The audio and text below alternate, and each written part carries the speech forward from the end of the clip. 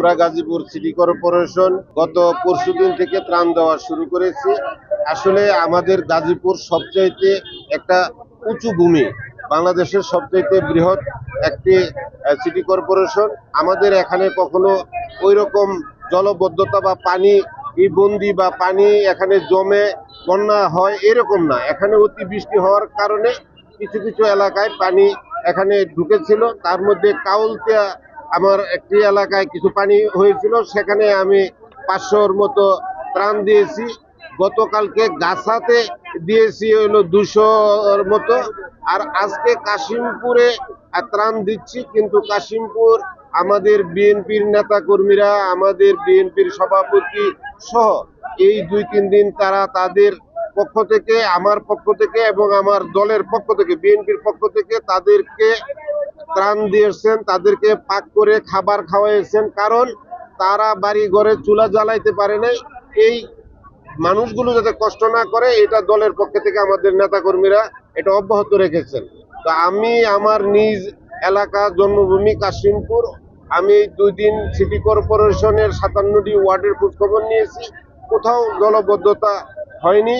আমাদের এখানে যে জলবদ্ধতাটা হয়েছে মূলত কাশিমপুরে, এখন যেখানে আমরা ত্রাণ দিচ্ছি এখানে প্রায় 600 লোকে ত্রাণ পাবে। আমরা 600 প্যাকেট করেছি শুকনা খাবার, চিরা, গুড়, মুড়ি, স্যালাইন, বিস্কিট এই সকল আমরা আজকে দিচ্ছি। তবে আমাদের জানা মতে যে এই এলাকায় যে সকল রাস্তাগুলো কিছু 2-4 বছর আগে যেগুলো নতুন করে করা হয়েছে, সেখানে আগে যে ড্রেনেজ ব্যবস্থা ছিল, সেখানে যে কালভার্ট ছিল যে দিক দিয়ে পানি গড়াইতো, সেখানে অপরিকল্পিতভাবে বাড়িঘর এবং এই রাস্তা হওয়ার কারণে সেগুলো বন্ধ হয়ে গেছে। বন্ধ হয়ে যাওয়ার কারণে অতিবৃষ্টি হওয়ার কারণে এই এলাকাটার মধ্যে পানি জমছে। তো আমরা আশা করতেছি যে এখন আমরা বুঝতে পারলাম যে কি কারণে এই পানিটা জমছে। এই এখন যেহেতু পানিটা নেমে যাচ্ছে, আমরা সেগুলো ভেঙে আমরা সেই কালভার্টের মুখ খুলে দিয়েছি এবং কি যেখানে যেখানে রাস্তা কাটা দরকার আমরা কেটে পানি নামিয়ে দিচ্ছি। আশা করতেছি যে যে সকল জায়গায়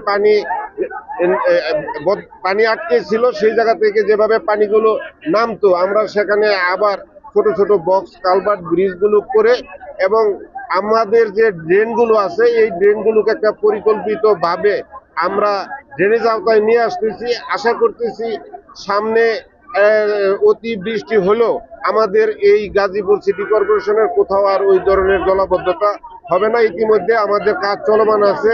আমরা ইতিমধ্যে অনেকগুলো বড় বড় মাস্টার ড্রেন আমরা টেন্ডার দিয়েছি। আমরা এগুলোকে সম্পূর্ণ করতে পারলে গাজীপুর সিটি কর্পোরেশনে কোনো ধরনের জলবদ্ধতার সৃষ্টি হবে না বলে আমরা বিশ্বাস করি।